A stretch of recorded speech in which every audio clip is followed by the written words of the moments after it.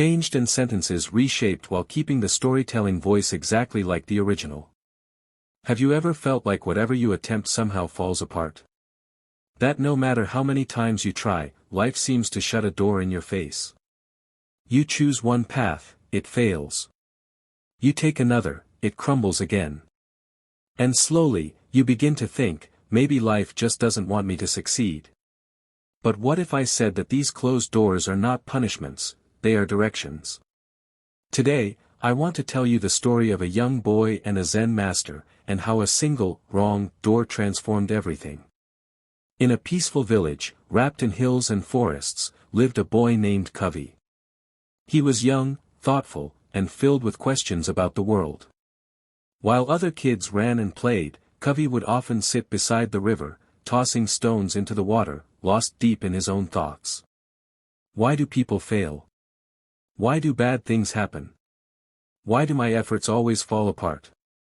He would quietly wonder. His parents, busy with life's daily burdens, gave simple answers. That's just life, son. But those words never satisfied him. His heart longed for something deeper. One morning, Covey overheard travelers in the village square. They spoke of a wise Zen master who lived in a monastery far inside the forest. They say he has answers for every question, one man said. Covey's eyes shone with hope. That evening, without telling anyone, he began the long journey. The forest path was harsh. Tall trees blocked the light, roots twisted across his feet, and strange animal sounds echoed everywhere. Fear pushed against him, yet curiosity kept him going. After hours of walking, he finally arrived at the monastery, simple, quiet, with wooden walls and a garden full of stillness. The Zen master sat outside. His posture straight, his eyes calm like resting water. His long white beard touched his chest, and when he smiled, the whole forest seemed to relax. Covey bowed and said, "Master, I came with questions. I am just a boy, but it feels like everything I try goes wrong. Every step feels like a mistake. Every door I open leads only to disappointment. Why does life treat me this way?" The master listened without saying a word. Then he rose, placed a gentle hand on Covey's shoulder, and said, "Come." He led Covey down a long, dim hallway filled with many doors, some painted, some cracked, some locked, others half open. Pointing toward them, the master said, "Choose one. Open it." Covey looked around. His heart pulled him toward the strongest, most beautiful door, tall, golden, carved with elegant designs. Surely this leads to something good, he thought. With excitement, he opened it. But behind it was only darkness, an empty, cold room with nothing inside. "This is the wrong door," Covey sighed. The master nodded. "Try again." Covey chose a brightly painted door next, colorful and full of promise. He smiled as he opened it, but again, only an empty room covered in dust and spiderwebs. He tried door after door. One revealed a wall. One led to a broken floor. Another to complete silence. With each failure, his hope faded. Finally, after trying nearly every door, he collapsed to the ground. Tears filled his eyes. "Master, what's the point? Every door is wrong. Maybe life is just unfair.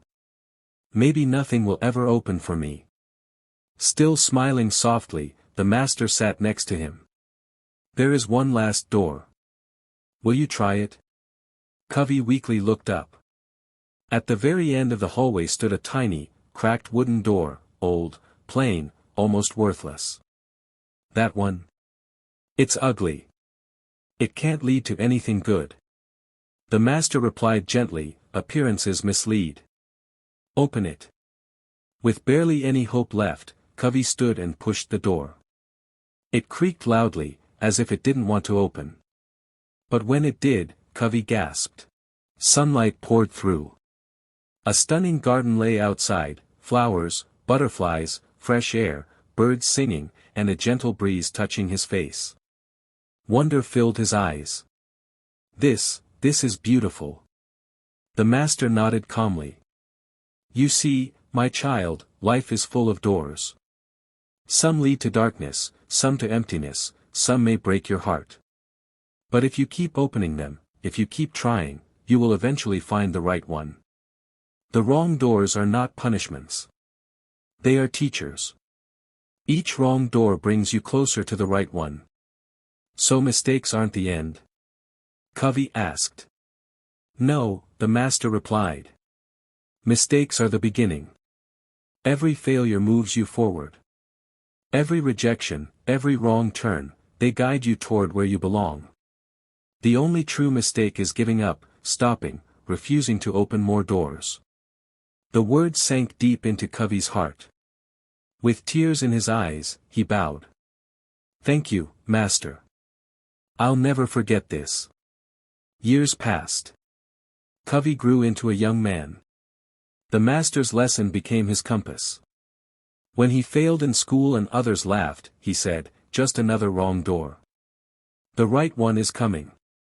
When he tried for a job and got rejected, he remembered the garden door, and kept going.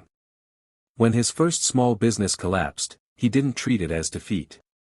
This failure is teaching me something, he said. After many wrong doors, he finally found his right one. He began teaching poor children in his village, children who felt lost just as he once had. With patience and gentle wisdom, he guided them. Soon, his little school became a place of hope. One evening, as the sunset covered the sky in gold, a student asked, Sir, how did you succeed after so many failures? Didn't you want to give up? Covey smiled and told them the story of the Zen master and the hallway of doors. He said, don't be scared of wrong doors. Don't fear mistakes. Life isn't punishing you. It's preparing you. Every wrong door is pushing you closer to the right one.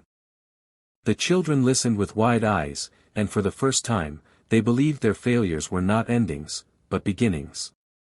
So the lesson? You'll meet many disappointments.